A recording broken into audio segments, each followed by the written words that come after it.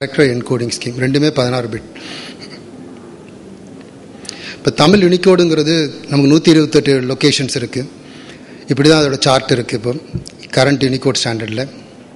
So அந்த 16 பிட்டில் உயிர் எழுத்துக்கள் சில இடங்கள் கொடுத்துருக்கோம், மெய் எழுத்துக்களுக்கு சில இடத்துக்கு கொடுத்துருக்கோம், அண்ட் மெய்யோட மாடிஃபையர் சில இடத்துக்கு கொடுத்துருக்கோம். ஸோ உயிர்மெய் எழுத்துக்களுக்கு தனி இடங்கள் கொடுக்கப்படவில்லை. டேஸ் 16 வரும்போது உயிர் எழுத்துக்கள், மெய் எழுத்துக்கள், உயிர்மெய் எழுத்துக்கள் எல்லாவற்றுக்குமே இடங்கள் கொடுக்கப்பட்டிருக்கு. இது நம்மளுடைய அரிச்சுவடையில் 1ஆம் கிளாஸ் புத்தகத்தில் படிக்கும்போது எப்படி தமிழோட எழுத்துக்கள் இருக்குமோ அது மாதிரி எல்லா எழுத்துக்களுக்கும் நம்ம இடம் கொடுத்துட்டோம். ஸோ தமிழ் எழுத்துக்கள் மாத்திரமில்லை, கிரந்த எழுத்துக்களுக்கும் கொடுத்துருக்கோம். அதில் எல்லா சிம்பிள்ஸுக்கும் நம்ம வேணுங்கிறப்ப இடம் கொடுத்துக்கலாம். இதில் பெரிய என்ன டிஃப்ரென்ஸு அப்படின்னு பார்த்தோம்னா, தமிழ் எழுத்துக்களை யூனிகோடில் பண்ணும்போது ஒரு எழுத்தை, ஒரு தமிழுங்கிற ஒரு வார்த்தையை ரெப்ரசன்ட் பண்ணுறதுனா 5 பாயிண்ட் தேவைப்படுது. தா, மா, ஒரு கால், துணைக்கால், ழா ப்ளஸ் புள்ளி அப்படின்னு தேவைப்படுது. அதே இது டேஸ்டில் வந்து தா, மீ, இழ் 3 எழுத்தில் அதை ரெப்ரசன்ட் பண்ணிடலாம். இன்னொரு பெரிய டிஃப்ரென்ஸ் வந்து இந்த டேஸோட பெரிய அட்வான்டேஜ் வந்து இந்த எங்கெல்லாம் இப்போ நம்ம இந்த ஒரு கான்ஸ்டன்ட் வவல் அப்படிங்கிறது எங்கே இருக்குன்னு பார்க்கணும் அப்படின்னா அந்த லாஸ்ட் 4 பிட்டை தேடினாவே நமக்கு வந்து அதில் கான்ஸ்டன்ட் இருக்கா, வவல் இருக்கான்னு தெரிஞ்சிடும். அப்படி ஒரு அட்வான்டேஜ் இது வந்து NLP அப்ளிகேஷன்ஸுக்கு ரொம்ப யூஸ்ஃபுல்லாக இருக்கும். அடுத்த பாயிண்ட் வந்து தமிழ் யூனிகோடில் இன்றைக்கி என்ன சில பிரச்சனைகள் இருக்குது, அதையும் என்ன கவனிக்க வேண்டியிருக்கு. தமிழ் யூனிகோடு நமக்கு இல்லாமல் இருக்க முடியாது. உலகம் பூரா தமிழ் யூனிகோடு போகிறதுனால யூனிகோடை நோக்கி போகணும். ஆனால் அதில் உள்ள சில பிரச்சனைகளையும் நம்ம கவனிக்க வேண்டிய அவசியம் இருக்குது. முதல்ல வந்து நமக்கு வந்து கா, இக்குங்கிற எழுத்தே நமக்கு வந்து இடம் கிடையாது. அதனால் கா ப்ளஸ் புள்ளி போட்டால் தான் இக்கு வரும்.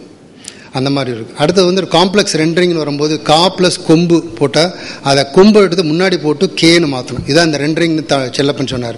இந்த ரெண்டரிங் இன்ஜின் இருக்கணும். கா ப்ளஸ் ஊ மாத்திரை போட்டோம்னா கூன்னு அதை எழுத்தாக மாற்றணும். நம்ம கா ப்ளஸ் அவுன்னு மாத்திரைன்னு பண்ணும்போது அந்த அந்த கொம்புக்கும் லானாக்கும் நடுவில் காணா வரணும். ஸோ இந்த மாதிரி ஒரு காம்ப்ளெக்ஸ் ரெண்டரிங் வந்து நமக்கு தேவை. இந்த இன்ஜினை தான் வந்து அந்த அப்ளிகேஷன்ஸு, சாஃப்ட்வேர் அப்ளிகேஷன்ஸ் கொடுக்கணும். ஸோ இது வந்து பப்ளிஷிங் துறையில் உள்ள அப்ளிகேஷன்ஸில் இந்த ரெண்டரிங் இன்ஜின் இல்லாததுனால தான் இந்த பிரச்சனை வருது. அதுமாதிரி சில இடத்துல சில இன்னும் இப்போ பிரச்சனைகள் வந்து டூவல் ரெப்ரசன்டேஷன். இப்போ யூனிகோடில் என்ன சொல்கிறாங்கன்னா, ஏனாவோட மாடிஃபையரையும் ஆவணாவோட மாடிஃபையரும் சேர்த்தா ஓனா மாடிஃபையர் வந்துடும். அட்லீஸ்ட் கொம்பு ப்ளஸ் துணைக்கால் போட்டால் ஓனா மாடிஃபையர். ஸோ அதெல்லாம் வந்து ஒரு தப்பான ரெப்ரசன்டேஷன். அதை வந்து நம்ம அதிகாரப்பூர்வமாக நம்ம யூனிகோட் கன்சல்டத்துக்கு எழுதி இந்த மாதிரி இதை அலோவ் பண்ணக்கூடாது, இது இலக்கணப்படி தப்புங்கிறத சொல்லி மாற்ற வைக்கணும். இப்போ பத்திரிகை துறைக்கு வந்து இப்போ இன்றைக்கி இருக்கிற பிரச்சனை என்னென்னா, majority of the Tamil text வந்து இப்போ யூனிகோடில் நெட்டில் அவைலபிளாக இருக்குது. அந்த இணையத்துலேருந்து வர தமிழ் வந்து எல்லாமே யூனிகோடாக இருக்குது. அந்த யூனிகோடை கொண்டாந்து நம்ம பிரிண்டிங் துறைக்கு வரும்போது 8 பிட்டாக மாற்றும் போது அதை காப்பி பேஸ்ட் பண்ணி ஒரு கன்வெர்ட்டர் விதமாக யூஸ் பண்ணி யூனிகோட்லேருந்து டேமாக கன்வெர்ட் பண்ணும்போது அப்புறம் அதுக்கு டேம் ஃபாண்ட் அப்ளை பண்ணுறோம். அதை அப்ளை பண்ணும்போது சில பிரச்சனைகள் என்னென்னா, அதுக்கு நடுவில் ஒரு இங்கிலீஷ் லெட்டர் இருந்ததுன்னா அந்த இங்கிலீஷும் சேர்த்து தமிழாக மாறிடும். அப்போ அந்த இங்கிலீஷை பூரா நம்ம செலக்ட் பண்ணி திருப்பி இங்கிலீஷ் ஃபாண்ட் அப்ளை பண்ணணும். அது அப்புறம் திருப்பி page maker, InDesign and Quark டிசைனில் கொண்டாந்து திருப்பி ஃபார்மேட் பண்ணி திருப்பி பிரிண்ட் பண்ண வேண்டிய அவசியம் இருக்குது. ஸோ இப்படி ஒரு அடிஷ்னல் ஒர்க்கு நம்ம பண்ண வேண்டியிருக்கு யூனிகோடில் இருக்கிறதுனால. இப்போ நம்ம வந்து டெக்ஸ்ட்டில் ஒரு யூனிகோட்லேருந்து ஒரு டெக்ஸ்ட் எடுக்கிறோம். யூனிகோட் டெக்ஸ்ட்டில் இன்டர்நெட்லேருந்து ஒரு எடுத்துருக்கோம். இது யூனிகோட் டெக்ஸ்ட்டு. இதை வந்து நம்ம வந்து எடுத்துகிட்டு இதை கன்வெர்ட் பண்ணுறோம். கன்வெர்ட் பண்ணி டேமாக கன்வெர்ட் பண்ணும்போது யூனிகோட் டு டேமாக கன்வெர்ட் பண்ணி இந்த இங்கிலீஷாக இருந்தது பாருங்கள், இந்த சிகப்பு எழுத்துக்கள் அது பூரா வந்து வேறு படிக்க முடியாத எழுத்துக்களாக மாறிடுது. இதுதான் சில பேர் பூச்சிம்பாங்க. ஆனால் இதுக்கு திருப்பி வந்து அதை செலக்ட் பண்ணி இங்கிலீஷ் ஃபாண்ட் அப்ளை பண்ணோம்னா திருப்பி இங்கிலீஷ் மாறும். ஸோ இது ஒரு அடிஷ்னல் ஒர்க்கு. ஆனால் இது வந்து ஒரு சில இடங்களில் இருந்தால் பரவாயில்ல. ஒரு டிக்ஷனரி போகிற இடங்களில் 100கணக்கான இடங்கள் வரும்போது அத்தனை இடங்களையும் நம்ம போய் இங்கிலீஷை செலக்ட் பண்ணி கொடுக்கும்போது இதில் தப்பு வர்றதுக்கு, தவறுகள் நடக்கிறதுக்கு நிறைய வாய்ப்புகள் இருக்குது. இதே இது டேக்ஸை வந்து ஒரு கன்வர்ஷன் டேஸ்டில் இருக்கும்போது அதை ஒரு யூனிகோட்லேருந்து டேஸ்ட்டு கன்வெர்ட் பண்ணோம்னா அந்த தமிழாக இருக்குது, இங்கிலீஷ் வந்து இங்கிலீஷாக இருக்குது. ஸோ இந்த டேஸ்ட்டில் வந்து 16 பிட்டாக இருக்கிறதுனால ஆங்கிலம் தமிழ் இரண்டையும் நம்மளால் ரீட்டைன் பண்ண முடியும். அந்த ஒரு அட்வான்டேஜ் வந்து நம்ம 16 பிட்டாக இருக்கும்போது இருக்குது. அதான் மல்டி லிங்குவல் ரீடென்ஷன் பண்ண முடியுது. அப்புறம் ஒரு பேஜினேஷன் இன்டிசைன் சாஃப்ட்வேரில் இந்த டெக்ஸ்ட்டை கொண்டு போய் இது காப்பி பண்ணி போட்டோம்னா அந்த ரெண்டரிங் நடக்காதனால இந்த தொலைக்காட்சிங்கிறது மேலே யூனிகோட் டெக்ஸ்ட்டில் அப்படி தெரியுது. தா ப்ளஸ் ஓம் மாத்திரை அது அப்படியே தான் தெரியுது. அது அந்த தோங்கிறது தாக்கு முன்னாடி வரணும், ரெண்டரிங் நடக்கலை. ஆனால் அது டேஸ்ட்டில் போனீங்கன்னா கரெக்டாக அந்த மாதிரி ரெண்டரிங் தேவையில்லை. தோங்கிறதுக்கே ஒரு வார்த்தைக்கு ஒரு லொக்கேஷன் கொடுத்துருக்கும். அதனால் அந்த ரெண்டரிங் இன்ஜினே தேவையில்லை. இன்றைக்கி இருக்கிற எல்லா மென்பொருள்கள்லையும் இந்த டேஸ்ட்ங்கிறது நீ ஒர்க் பண்ணும். அதுமாதிரி குவார்க் எக்ஸ்பிரஸ் இதுவும் ஒரு அடுத்த பிரபலியமான சாஃப்ட்வேர் இதில் பத்திரிகை துறைக்கு. அங்கேயும் இந்த மாதிரி யூனிகோடில் டெக்ஸ்ட் எடுத்து பேஸ்ட் பண்ணோம்னா இந்த மாதிரி ரெண்டரிங் நடக்காமல் போயிடுது. டேஸ்ட்டில் பண்ணும்போது நமக்கு அந்த பிரச்சனை வர்றதில்லை. இது வந்து ஃபோட்டோஷாப்பில் ஒரு லோகோ பண்ணுறோம் அல்லது டிசைன் பண்ணுறோம் அல்லது ஃபோட்டோகிராஃபுக்கு ஒரு டைட்டில் போடுறோம் அப்படின்னா அதெல்லாம் ஃபோட்டோஷாப்பில் பண்ணுவாங்க. அது பண்ணுறதும் பிரச்சனை இருக்குது. இல்லஸ்ட்ரேட்டர் ஒரு பத்திரிகை துறையில் எப்போவுமே வந்து வரைஞ்சி எடுப்பாங்க அதோட சப்டைட்டில்ஸ் எல்லாம். அந்த மாதிரி வரைகிறதெல்லாம் இல்லஸ்ட்ரேட்டர் கோரல் ட்ரா யூஸ் பண்ணுறாங்க. அவங்களுக்கும் இந்த பிரச்சனை இருக்குது. இது கோரல் ட்ராலையும் இந்த பிரச்சனை இருக்குது. ஸோ அடுத்த ஒரு பெரிய பிரச்சனை என்னென்னா நமக்கு வந்து இப்போ யூனிகோட் அவேர் சாஃப்ட்வேரில் நம்ம டெக்ஸ்ட்டை வச்சுருந்தாலும் நமக்கு வந்து ஒரு பத்திரிகை துறைக்கு வந்து இந்த டெக்ஸ்ட்டை வந்து நாளைக்கு அடுத்த பதிப்புக்கு அதுக்காக ஸ்டோர் பண்ணி வைப்பாங்க.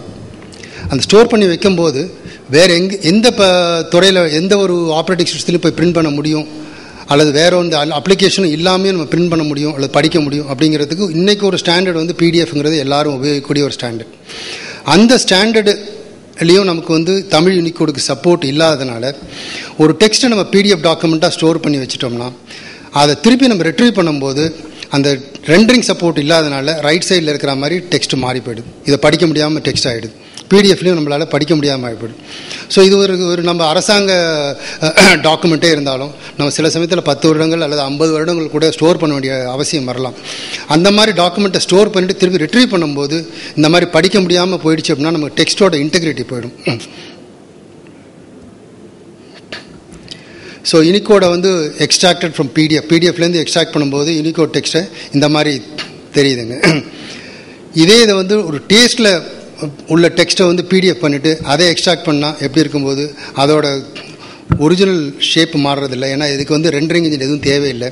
அதோட ரிட்டென்ஷன் கரெக்டாக இருக்குது. அதனால் டெக்ஸ்ட்டோட என்கோடிங் வந்து நமக்கு வந்து இன்டெகிரிட்டி வந்து கரெக்டாக இருக்குது. ஸோ இது வந்து எவ்வளோ நாளானாலும் நமக்கு வந்து ஒரு எந்த மென்பொருள் வெர்ஷன் மாறினாலும் ஆப்ரேட்டிங் சிஸ்டம் வெர்ஷன் மாறினாலும் நமக்கு வந்து பிரச்சனை இல்லை. எவ்வளோ நாளானாலும் நமக்கு அந்த டெக்ஸ்ட்டாகவே இருக்கும். அப்புறம் இந்த தமிழ் ஸ்பெல் செக்கிங் அந்த மாதிரி நேச்சுரல் லாங்குவேஜ் ப்ராசஸிங் வரும்போது தமிழ் யூனிகோடில் சில பிரச்சனைகளை பற்றி டாக்டர் கிருஷ்ணமூர்த்தி பேசுவாங்க. ஒரு பிரச்சனை வந்து இந்த டூவல் ரெப்ரசன்டேஷன். இந்த கா ப்ளஸ் ஓனா மாத்திரை போட்டாலும் கோ வரும், அதில் கா ப்ளஸ் ரெட்டை கொம்பு ப்ளஸ் துணை எழுத்து அதை போட்டாலும் கோ வரும். ஸோ இந்த மாதிரி ஒரே லெட்டர் கோவை வந்து 2 விதமாக ரெப்ரசன்ட் பண்ணுறதுனால இப்போ நம்ம தமிழ் ஸ்பெல் செக்கிங் என்ஜினில் இது என்ன வார்த்தை அப்படின்னு கண்டுபிடிக்கும் போது கொஞ்சம் அடிஷ்னல் ப்ராசஸிங் பண்ணி செக் பண்ண வேண்டியிருக்கு. இது ஒரு தேவையில்லாத அடிஷ்னல் பேர்டன்.